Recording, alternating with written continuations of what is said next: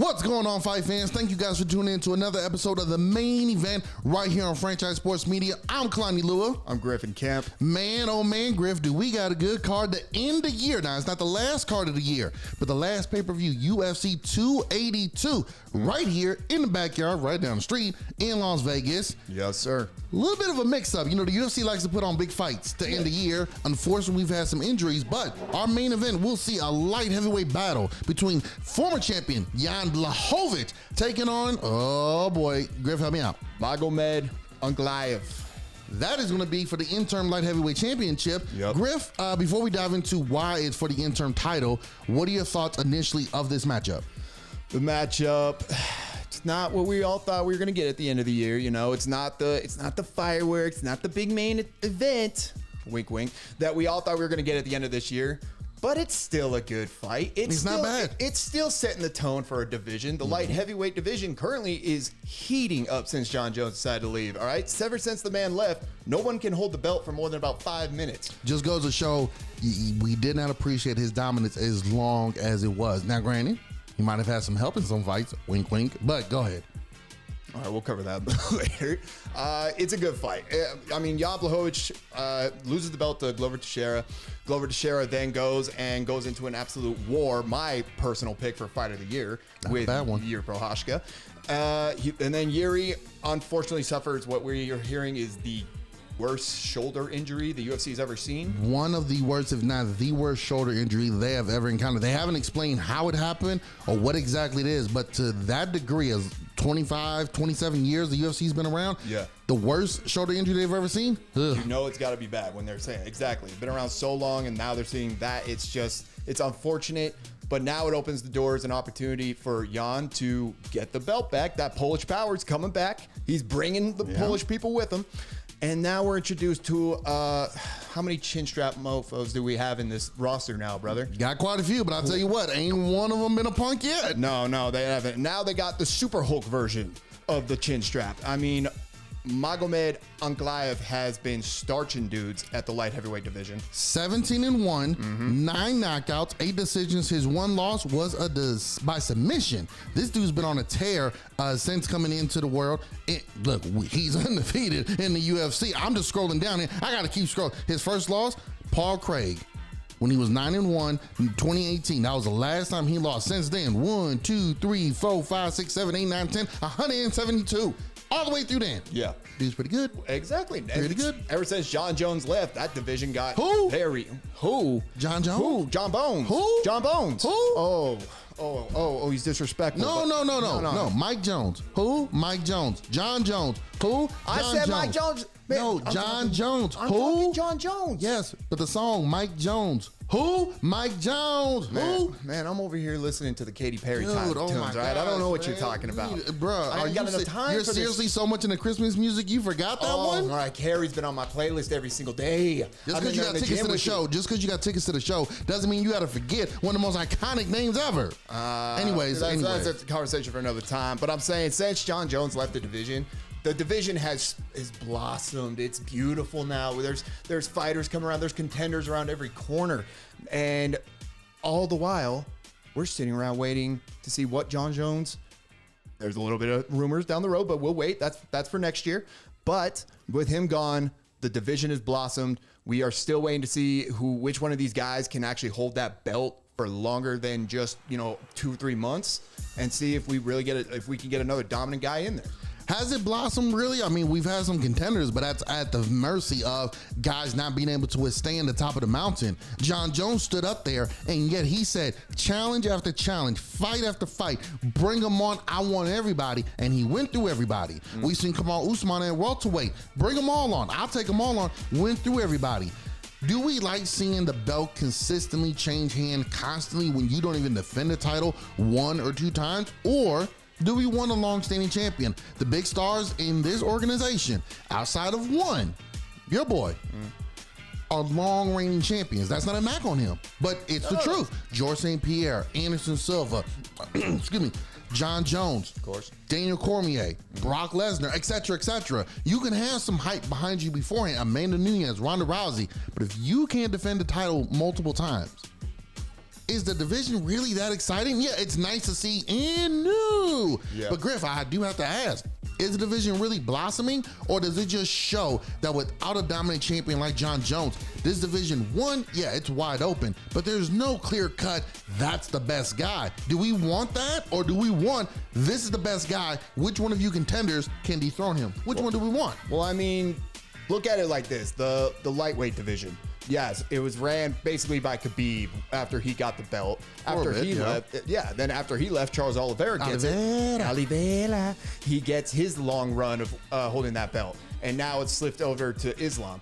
I mean, it's basically the same thing. I mean, yes, they're holding the belt longer, but it's still switching hands. And at least, and I mean, I guess what you're saying is what? The light heavyweight division is just a mediocre division? Just scrubs?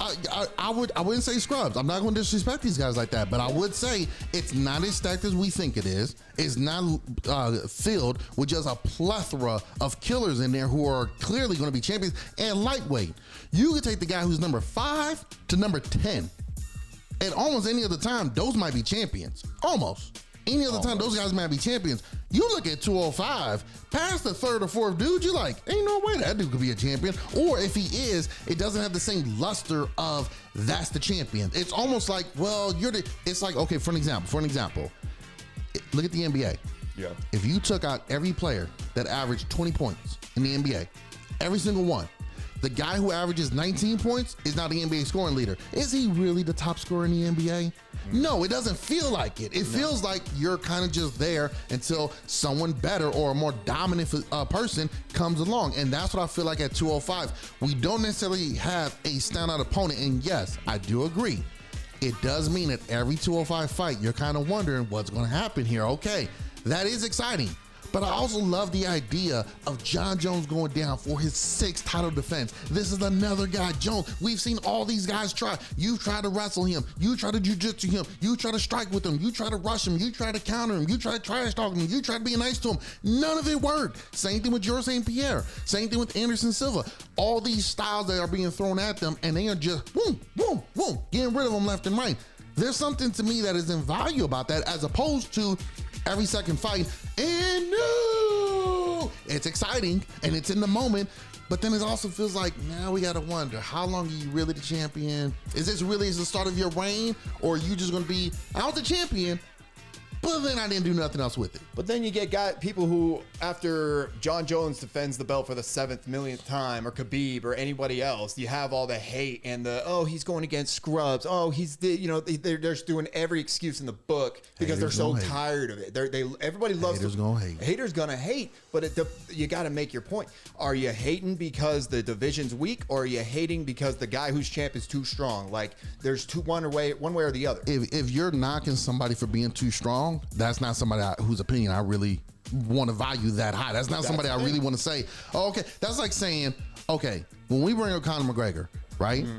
There is legitness. So Conor is good, but then also times where it's like, dude, he hasn't won in X amount of years. I don't care how popular you are. You have to win some fights in between, even if they're against nobodies. Yeah. Look at someone like Jorge Masvidal. As good as Jorge is, it's been a good minute since we've seen his hand raised. You know what? You know what the difference though is between McGregor and Jorge? McGregor's working in a world that not one person currently on the UFC roster can relate to. He doesn't work in the same world. But he still doesn't want to fight. It doesn't matter because he's still the goddamn Notorious One. But here's the thing though, Griff. Here's the thing. And we're going to get into it because of all these guys calling him out. Yeah. You have to win some fights. See, it's one thing if you lose every now and then. It happens. But if you can't win, and it starts to become a trend. Now, he is a circus, but look how long in between his fights it's become. It's been long. It's been a long time. Only one other guy was able to do something like this, and his name was Floyd Mayweather, who beat Conor McGregor in the world of boxing. I'll fight 1 year, maybe 2 years, maybe I'll retire for a year, come back now, year and a half, 2 years, I'll come back. Only one other guy's been able to do that, and that's him. Everyone else, you have to stay active. Manny Pacquiao's lost, Canelo has lost, others have lost and gained their and maintained their popularity. Yeah. Conor's done his, but at the same time, you also look at it. Outside of the McGregor fans, myself, just watching MMA, I'm not confident McGregor could beat a top 5 opponent at 155, a top 5 opponent at 170. I'll be honest, Griff, depending who's ranked there, I'm not sure he could be the guy in the top 10 right now. Now, he might come out and torch him, but I'm not confident that if I put him against the number 10th guy at 155, that Conor's going to come out on top. That's the thing. That's what I'm trying to say, though. You're saying that outside of the Conor McGregor fans, nobody looks at Conor and still thinks he's a champion, or even he's going to bring in the numbers. It's Conor. No, he will bring in the numbers. That's what I'm saying. Conor but doesn't we're not work in talking about numbers. We're not talking about numbers, Griff. We're talking just straight winning, straight into the belt. Yes. See, that's the thing. You McGregor fans, hold your heads on the numbers and the sales. Yes, he's a salesman. It's going to sell. But you know why Floyd Mayweather broke all the pay-per-view records? He never lost. You're right. And that was the thing with McGregor. Guess what? If it becomes to the point where now he's starting to lose against other scrubs, just like when he fought Poirier the last 2 times, even Dustin was like, "Dude, your trash talking isn't the same." You can't honestly tell me the 2 fights against Poirier and the fight against Khabib that his trash talking was what it used to be. Khabib, it's starting to, it's slipping. And then you see his performance in the ring, in the cage. It's slipping. It's just like Ronda Rousey. So it's to the point where it's like, hey man, at some point you're going to have your legion of fans. But even the casuals are going to be tuned out because you're singing the same song. Whereas if you come out and you're dominating still, and you're still out there kicking tail, even every now and then you lose, but you still can beat some of these other guys. Dustin Poirier, Michael Chandler, Justin Gaethje, Rafael Dos Anjos, who just called him out with the legit one. I'll be honest. The guy in the main event, Paddy Pimblett. I don't even know if Conor could beat him right now. Paddy Pimblett. That's the thing, and all right, and I'm not going to sit here. Obviously, I'm a known Conor McGregor fan, all right. But what I'm going to tell you, I think fan is not the word, man. Fanatic. I think fanatic, I think you said you wanted to change your kid's name to it. You want to name the dog Conor. You want to name the cat McGregor, and you Conor McGregor, and they both come to you. I put the Notorious One on the back of my car. Right? I wouldn't be surprised. It's beautiful. I wouldn't be surprised. But what I'm trying to say is, as somebody who's a McGregor fan who's just waiting for the day that I scroll down Twitter and I see that announcement that Conor McGregor coming back against blank. I don't care who it is. It doesn't matter who it is, because that's the game Conor works in now. Conor isn't in this game where he's worried about getting cut by the UFC. Hell no, Dana's not cutting him. No. Dana's not cutting him, not even close. No, he doesn't need to worry about still getting back in the cage to fight because he's broke. Obviously, the man's got more money than he'll ever spend. He's done very well. What I'm trying to say is, and I feel like what a lot of the Conor McGregor fans out there can relate to, what they do understand is this. We might never see him back again. I'm fully under the impression that I might never see Conor McGregor fight in the octagon ever again. And you know why? Because he's not active, because it's past his prime. There's millions of reasons why. I honestly think this, Griff, for real. I'm not trying to troll you or nothing. I think the number one reason we don't see Conor back, I don't think mentally he or his training camp, I think they feel the same way I was just saying. They don't think they could be some of the top guys. Like, for an example, if he comes back, whoever it's against, it's a main event. Right. If you did Madison Square Garden, there's no title fights on there. Conor's in the main event. I don't think they feel that he can honestly win. And maybe they're trying to wait for that right matchup at the right, he's talking mess with Dustin Poirier right now. Oh, I'm going to start you, I'm going to finish you. I don't think he honestly feels he could beat Dustin Poirier. Even if they said, what if we just did stand up in this fight? I don't think he can honestly beat him. And I think that's something, obviously as fighters, they got to be mentally strong. They have all the confidence in themselves. But when a fighter loses confidence in himself, like we saw in Rocky 3, it's hard to find it, Griff. Unless he has an Apollo Creed who's willing to come in there and work with him, running on the beach in those short shorts and those sweatpants. I'm just kidding. But no, in all seriousness, unless he has someone who's willing to come in and provide something different for his training camp to spark that light, to light that spark in him again. I don't know if Conor's confident that he can really go out there and do it. And when he fought Dustin the last time, it sounded like you remember when BJ Penn fought George St. Pierre the second time? I do. When BJ was talking all the trash, he's a front runner, he's a quitter, etc., it sounded like he was trying to hype himself up. Yes. When he fought Frank Yeager, BJ sounded like he was trying to get himself hyped up, not trying to psych out Frank Yeager. That's what Conor sounds like. In his last 3 fights, Khabib, Dustin, it sounds like he's trying to hype himself up more than psych his opponent out. And when you get to that point, Griff, it's over. I completely agree with you. I completely agree. I will say this: there's this arc with Conor McGregor and his trash talk. Khabib, that was the basement of it. That was the bottom. It was grimy. He was going after religion, family. It got dark. wife. It got real dark. Then he goes and he fights Cowboy. Very respectful. Very respectful. Gets the win. Then he fights Dustin Poirier the second time in their trilogy. And again, it's respectful. It's polite. It's buddy-buddy. The first time was respectful. Oh, no, excuse me. The second time that they fought total. My bad. I thought you meant the second time as far as you're right. No. Yeah. No. So the second time, it's shaking hands at the weigh-ins, holding the hot sauce. Yeah. It was cringy. I hated it all. It did look a little weird, but it was kind of cool to see. It wasn't. You don't think so? I thought it was kind of cool to see. Cool. No, what I saw, I've seen cool. I've seen a man jump on the top of the octagon with 2 belts around his shoulder, screaming Ireland. All right, that's cool. Fair enough. I've seen him say, "I apologize to absolutely nobody." Fair enough. Right after. Fair enough. What I'm saying, but then in the third fight with Dustin Poirier, you saw the switch get turned because after that fight, after their second fight, a lot of people were saying, "Oh, he needs that edge. He needs to be an asshole. He needs to talk shit to anybody he's fighting, not just to get himself hyped up, but to get their game down, to make them get too much in their own head." And then it was cringy. It wasn't good. It wasn't clever. It was just a bunch of. It was like somebody doing a Conor McGregor reenactment. It wasn't. Yeah. It wasn't the Conor that we all grew up watching. No, for real. That we all enjoy. Look, I've watched those highlights of him trash talking many of times and enjoyed every single one. Every single one. But the reason it wasn't the same, he wasn't winning. Just like I said, when you're winning, just like with John Jones, at the end of the day, John Jones can laugh at everyone and say, DC, I might have popped out, but I was on crack and I beat your ass. Okay? Gustafson, I trained for 2 weeks and I still kicked your ass. Like, it's one of those where at the end of the day, you know, when we step in that octagon, I'm still the better fighter. Conor's not that anymore, and that's why it falls on deaf ears with the opponent. See, it used to, because you used to be like, damn, he gonna call out what round it is? And now you're cringing like, oh, he said second round, let me play defense, and you get caught. But now, you've seen it all, you've heard it all, and you know that he can't back it up all the way. I will say this to you. All right.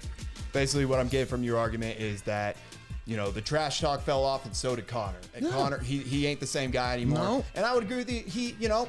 We don't know when he's going to fight next. If ever. And if he never fights again a day in his life, he's going out with a Hall of Fame career for sure. As one of the biggest, if not the ginormous, absolute greatest superstar the sport has ever seen. Well, see, when you say superstar, that entails everything. Everything. Right? Did he not win? Hold on. But if you just say the greatest fighter, he ain't that, buddy. He ain't that. That's a conversation for another time. He could be in the conversation. He's in the conversation. He ain't part of the greatest fighter, though. There's at least... He ain't one of the greatest fighters he's one of them. But right now, just off the top of my head, there's 5 or 6 guys I'm thinking of right now that I'll put directly in front of him, no questions asked. Oh, that would be a great segment, brother. We'll do maybe that one even for the 7. Next show. That's going to be a good segment. Let's save that one. Let me get my notes ready. Let's save it. Please do. But I will say this. Despite that fact, I'll finish with this. Look how many people are calling out Conor McGregor despite the fact that he hasn't fought since he broke his leg. Well, he has been getting called out by RDA, by Michael Chandler. People are still wanting the demand for Conor McGregor is still high. No, for sure. Look, again, he is a superstar. Now, granted, with all of his trash talk and everything he's done before, there were a lot of burnt bridges behind. So I think those bridges are just coming up and saying, hey, come on, buddy. Come on. RDA, I felt, has a really legit argument here because he is right. We were supposed to fight in 2015. Unlike a lot of these other guys, we were supposed to fight. I broke my foot. You claim I didn't, but I broke my foot. Never in RDA's career has he faked the injury. You went on to lose to Nate Diaz. That should have been RDA that possibly rear naked choked Conor McGregor. Remember that? Was it Nate Diaz that he fought? Was Nate Diaz? I thought it was Eddie. No, it was Nate Diaz. It was Nate Diaz. He didn't fight. He fought Eddie later. After he got done. That's when Diaz came in on 10 days notice. Yeah. It was supposed to be RDA. RDA's got, and they've had beef going since then. Earlier this year, I forget what, I want to say it was in Saudi Arabia when Conor was there just as a spectator. Him and RDA was getting into it in the crowd a little bit. So they've had their issues already. That, to me, makes a lot of sense. I would love the idea of Conor McGregor versus Michael Chandler. Who doesn't want war? But it's a lot of people who want to fight Conor for obvious reasons. But like I said, there's a lot of bridges burnt. One of the fighters, and I don't necessarily think it's more so like a beef just yet, it's a miniature rivalry, but Paddy Pimblett, who's going to be in the co-main event right here, taking on Jared Gordon at lightweight, this is a star on the rise. He's bringing up the guys from Europe. He's got a great personality. He gets big like me in the offseason and then fights looking like a freaking junior in high school. I don't know how he does it, but he's going to go out there and do it. I feel like that wouldn't be the move for Dana. Dana has shown that it doesn't matter who you are, he will put you on the cutting block if it means rising the UFC stock. But when it comes to Conor McGregor, I can't see Dana putting Conor in a cage with a guy who's an up and comer. I can't see it like this Paddy Pimblett. Paddy is gonna be you put them in the O2 Arena overseas. O2 Arena is in London, right? I believe so. You put them in the O2 Arena. Tell me that won't be one of the biggest pay-per-views of all time. It don't have to be the bitter rivalry like Khabib, but you put that on right there. But we could dive into that a little bit. We could dive into that a little bit. UFC 282, Blachowicz versus Magomed Ankalaev. Paddy Pimblett versus Jared Gordon. That's gonna be a good one. Any other particular fighter you looking forward on here before we wrap up? Last one. What's old boy's name opening up the main card? Old Hick. Bryce Mitchell. Bryce Mitchell, the dirty Hick who came into the UFC to take over. He's here, baby. I love everything about this He's man. awesome. He's awesome to watch. He's a lot of fun. Great personality. Great personality. The first man ever to walk into the octagon cage with camo shorts with the John Deere swag. Let's go. Get her done. That one should be interesting. Bryce Mitchell is a name everyone should keep their eyes on. And Bryce Mitchell is another one. He's a star on the rise. He's at featherweight right now. We'll see what goes. First, he's got to get past Ila Topuria. Guys, I went to public school in the inner city, so please forgive me. I mean, no disrespect, I'm mispronouncing these names, but we got a lot of great fights coming up here on UFC 282. Be sure to tune in for the recap. Be sure to tune in for future shows. Guys, 2022 was awesome. We still got one more fight card before the end, so don't go anywhere. Be sure to come right back here on Franchise Sports Media. This is Griff and Kalani. I'm Kalani Lua. This is the main event. Till next time, fight fans. Peace.